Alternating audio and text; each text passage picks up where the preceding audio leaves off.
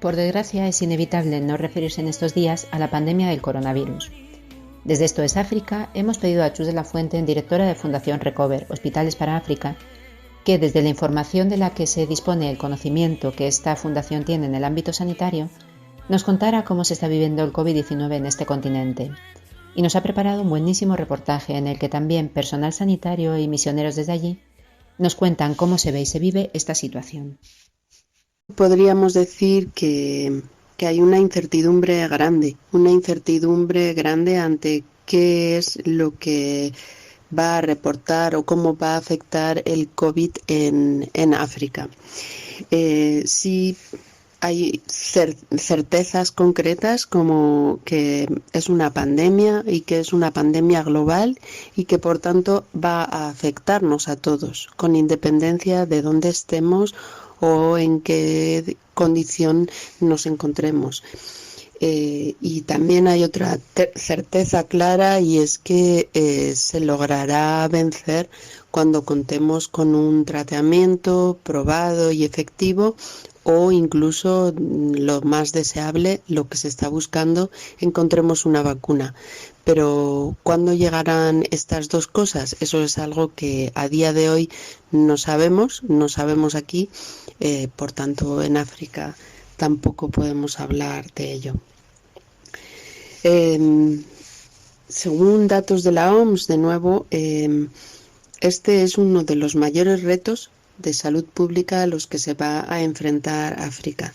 Como sabemos, en África hay muchísimas otras enfermedades, muchísimas otras epidemias que afectan su día a día, como es la malaria, VIH, tuberculosis, sarampión, enfermedades tropicales desatendidas. Bueno, de alguna manera el 24% de la carga de enfermedad mundial se soporta en esta región, el 24%. Y para este 24% cuentan tan solo con el 3% de los profesionales sanitarios, mundiales, y el 1% de los recursos financieros.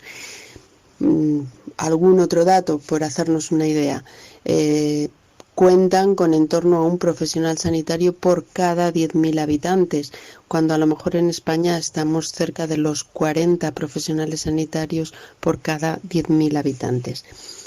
Cifras no son más que cifras que nos ayudan a trasladar la diferencia de contexto entre la realidad en la que estamos ahora mismo, confinados en nuestras casas, con los hospitales desbordados, y la realidad que allí podemos encontrar.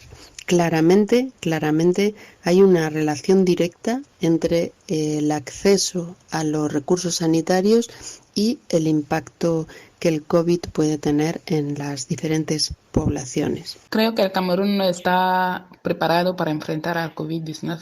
Con las medidas que tenemos a día de hoy, 1,3 camas de hospital para 1.000 habitantes, 0,8 médico para 10.000 habitantes, no podemos.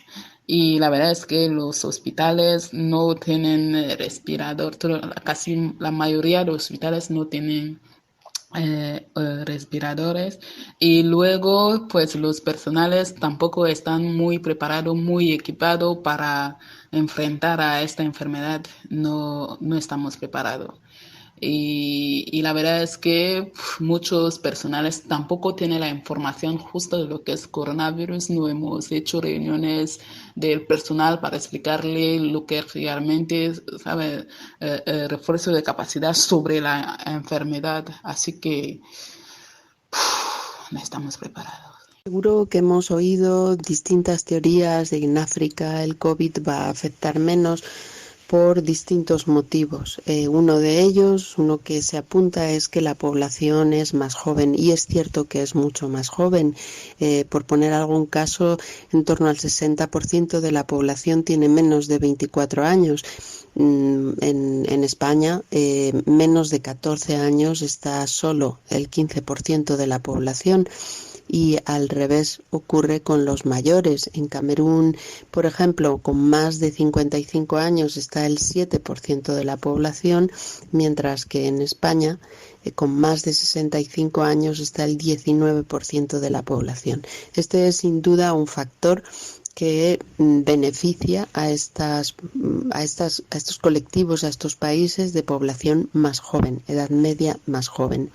Pero también es cierto que, por lo que comentábamos antes, es una población que en principio está más debilitada o cuenta con grupos más débiles.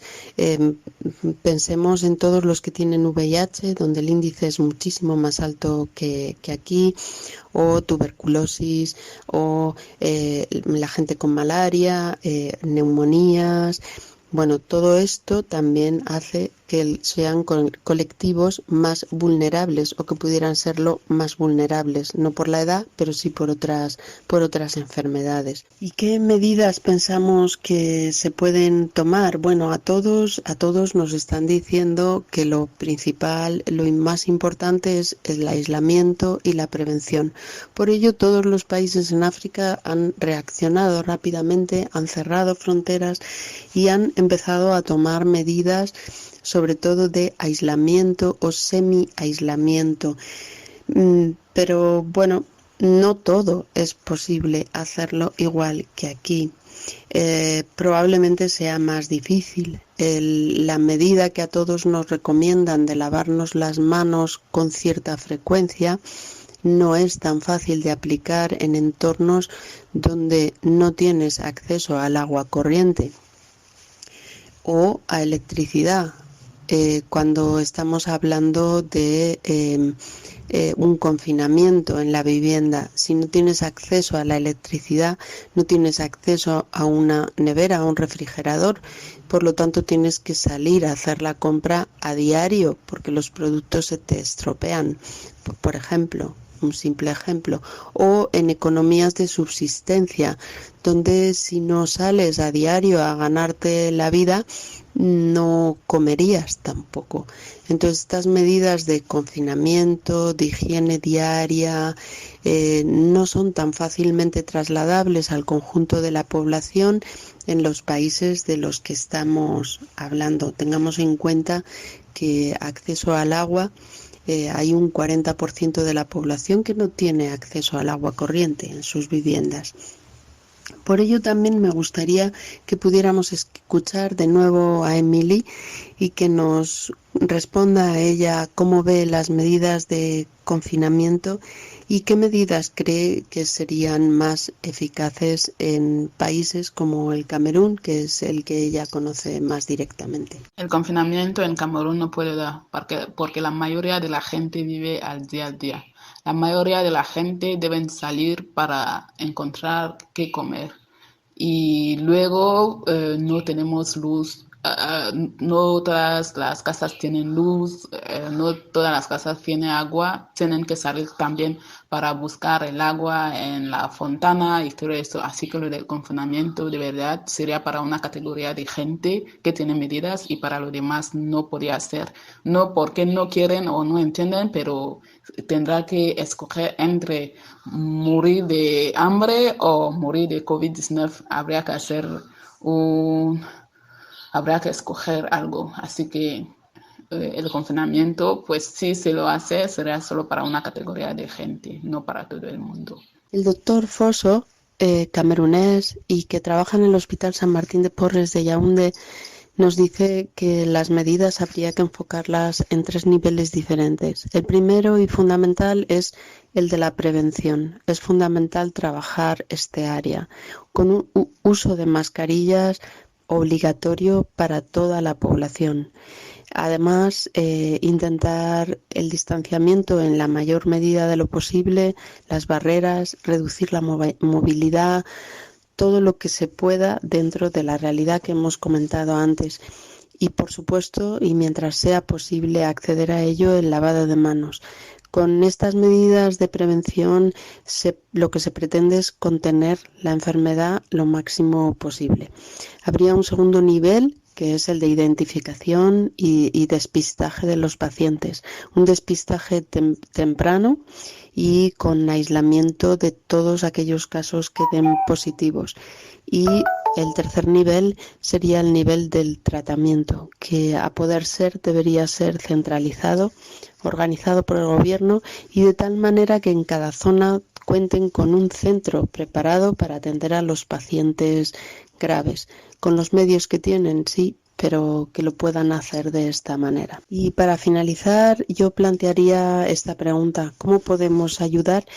Yo, más que decir cómo podemos ayudar, diría cómo debemos ayudar, porque recuerdo lo que decíamos al principio, es un problema global y por tanto lo que requiere es una solución global. Aquí tanto Emily como el doctor Foso como otras personas locales en lo que coinciden es en que podemos ayudar aportando todo aquello que no tienen y que va a ser prioritario.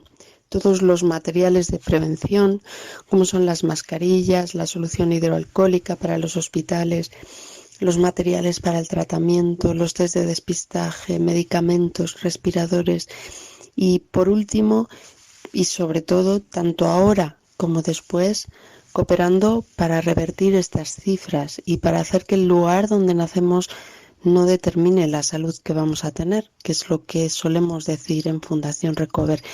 Para terminar, si me dejas, usar las palabras de Victoria, hermana de Pureza de María, que hace unos días nos decía: ojalá este momento tan difícil saque la mejor versión de nosotros mismos y nos haga más libres, más felices, más alegres, más agradecidos, más solidarios, más sensibles.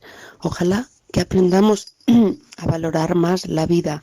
Ojalá nos resulte más cercano el dolor de aquellos cuya vida es una lucha diaria por sobrevivir.